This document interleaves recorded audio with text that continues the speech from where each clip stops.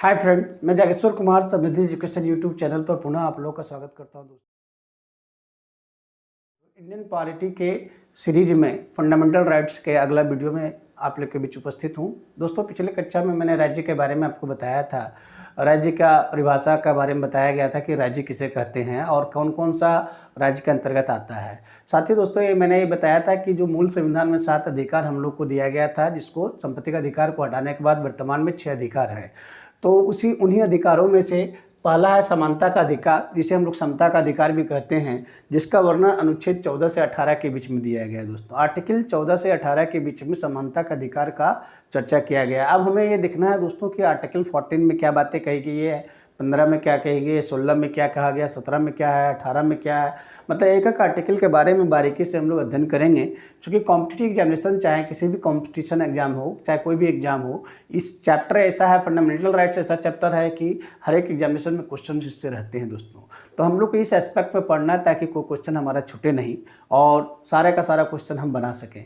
जब fundamental rights एक बार complete हो जाए दोस्तों, तो आप किसी भी लेवल का क्वेश्चन उठा लो, आपसे बन जाए, यही मेरा उद्देश्य है। दोस्तों, तो प्लीज़ वीडियो को आप क्रम से देखें और पिछला वीडियो देखने के बाद ही इस वीडियो को आप देखें दोस्तों। और जब समझ में नहीं आया, वीडियो को रिवाइंड करके देखें। एक बार 2 बार आप वीडियो को देखेंगे तो आपको लिखने की आवश्यकता नहीं पड़ेगा। दोस्तों, तो जब आप पहला बार वीडियो को देख रहे हैं तो please no need to write. Second बार आप वीडियो को देखते हैं तो आप पॉइंट्स को नोट डाउन करते जाएंगे दोस्तों, ताकि आपकी पढ़ाई अच्छी तरीके से हो।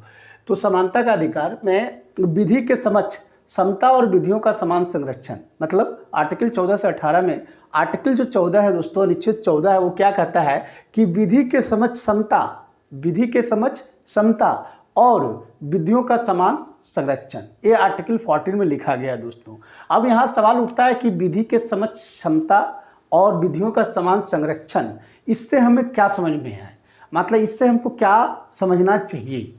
तो दोस्तों, ये जो आर्टिकल 14 के बारे में लिखा हुआ है, विधि के समक्ष समता और विधियों का समान संरक्षण, इसके बारे में क्या है कि प्रत्येक व्यक्ति, चाहे नागरिक हो या विदेशी, सब पर लागू होता है। मतलब आर्टिकल 14 जो है दोस्तों, वो नागरिकों के लिए भी है और विदेशियों के लिए भी है।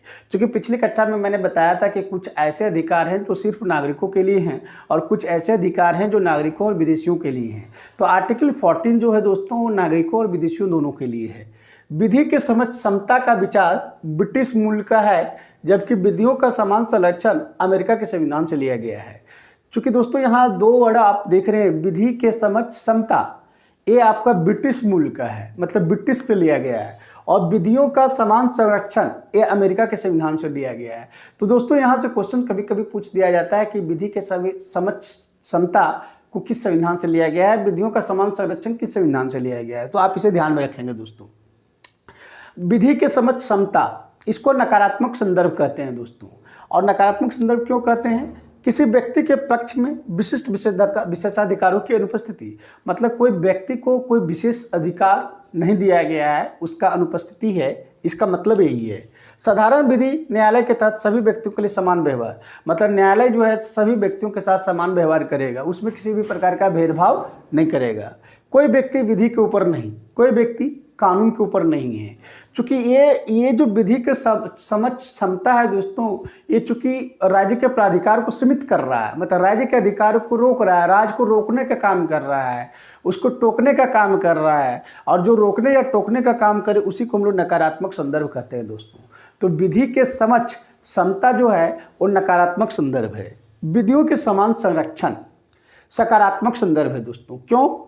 समान परिस्थितियों के अंतर्गत व्यवहार समता, अगर परिस्थिति समान है तो लोगों के साथ समान व्यवहार होना चाहिए। विधियों द्वारा प्राप्त विशेषाधिकारों और दायित्वों दोनों में, मतलब कानून अगर आपको कोई अधिकार दिया है दोस्तों, तो वो सबों के लिए बराबर है, समान परिस्थिति में समान लोगों के लिए बराबर है। कोई अधिकार अगर दिया या कोई दायित्व दिया है तो सबों के लिए वो दायित्व बराबर है दोस्तों। और ये विधियों का समान संरक्षण बताता है। अब चूंकि ये समानता की बात करता है और समान परिस्थिति में समान व्यवहार की बात करता है, इसलिए इसको सकारात्मक संदर्भ के रूप में हम लोग लेते हैं। समान विधि के अंतर्गत सभी व्यक्तियों के लिए समान नियम, अगर सेम कानून है तो सबों के लिए लागू होगा। बिना भेदभाव के समान के साथ समान व्यवहार, मतलब किसी के साथ कोई भेदभाव नहीं किया जाएगा। क्योंकि यहाँ पे इक्वलिटी की बात किया जा रहा है, लोगों के पक्ष की बात किया जा रहा है, इसका मतलब है इसको सकारात्मक संदर्भ में यहाँ पे लोगों की भलाई की बात कर रहा है, लोगों के पक्ष में बात कर रहा है, लोगों के उत्थान की बात कर रहा है, इसीलिए सकारात्मक संदर्भ हम इसको कहते हैं। और जो ये विधि के समझ क्षमता है दोस्तों, वो राज्य के प्राधिकार को कम करने की बात करता है, राज्य के प्राधिकार को रोकने की बात करता है, टोकने की बात करता है, इसलिए नकारात्मक संदर्भ है दोस्तों। तो आपको ये ध्यान में रखना है कि विधि के समझ क्षमता क्या है, नकारात्मक संबंध है, और विधियों का समान संरक्षण सकारात्मक संदर्भ है। नोट, दोनों का उद्देश्य क्या है दोस्तों? आपसे सवाल में पूछ सकता है कि विधि के समझ क्षमता या विधियों का समान संरक्षण का उद्देश्य क्या है? तो विधि अवसर और न्याय की समानता। विधि मतलब कानून, अवसर मतलब चांस, और न्याय जस्टिस, उसकी समानता होनी चाहिए। विधि का शासन, अब सवाल उठता है कि विधि का शासन है क्या, कानून का शासन किसे कहते हैं? विधि के समझ क्षमता का विचार विधि का शासन के सिद्धांत का मूल तत्व है। एवी डैशे एक व्यक्ति थे, उन्होंने कहा कि जो विधि के समझ क्षमता का जो विचार है वो विधि के शासन का मूल तत्व है। विधि का शासन की अवधारणाएं, आखिर विधि के शासन हम कहेंगे किसको? इच्छाधीन शक्तियों की अनुपस्थिति, विधि के उल्लंघन के सिवाय दंडित नहीं, मतलब इच्छाधीन शक्तियों की अनुपस्थिति। जैसे मान लीजिए किसी का इच्छा हो गया कि हम उसको दंड दें, तो ऐसा नहीं कर सकते। अगर मेरी इच्छा है कि मैं आपको दंड दूं तो मैं ऐसा नहीं कर सकता हूं। क्यों नहीं कर सकता हूं? क्योंकि हम कानून के उल्लंघन के सिवाय किसी को दंड नहीं दे सकते हैं। अगर किसी ने कानून का उल्लंघन किया है तभी उसे दंडित किया जा सकता है, किसी के इच्छा पर नहीं। कोई व्यक्ति कानून के ऊपर नहीं है। दूसरी अवधारणा है दोस्तों विधि के शासन की, दूसरी अवधारणा कि कोई व्यक्ति कानून के ऊपर नहीं है, कानून सर्वोपरि है। व्यक्तिगत अधिकारों की प्रमुखता, तीसरी अवधारणा है दोस्तों आनी।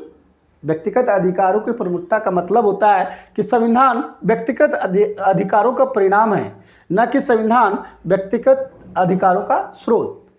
मतलब ये जो तीसरी अवधारणा है दोस्तों, वो कहता है कि जो संविधान है वो व्यक्तिगत अधिकारों का परिणाम है। मतलब व्यक्तिगत अधिकार क्या है, व्यक्तियों को क्या क्या अधिकार दिया गया, उसका परिणाम है संविधान, ना कि उसका स्रोत। तो ये विधि का शासन जो है, इसमें तीन अवधारणाएं हैं दोस्तों। हमारे भारत में, भारतीय व्यवस्था में तीसरा कारक लागू नहीं हो सकता, क्योंकि भारतीय व्यवस्था में संविधान ही व्यक्तिगत अधिकारों का स्रोत है। दोस्तों हम जान रहे हैं कि संविधान जो है सो क्या अधिकारों का स्रोत है। इसका मतलब व्यक्तिगत अधिकारों का स्रोत क्या है? संविधान। तो ये तीसरी व्यवस्था लागू नहीं हो सकता है। बाकी दो अवधारणाएं जो है सो भारतीय व्यवस्था में लागू है। अनुच्छेद 14 को संविधान संशोधन के द्वारा भी समाप्त नहीं किया जा सकता है। वेरी इंटरेस्टिंग थिंग, जो आर्टिकल 14 है, चूंकि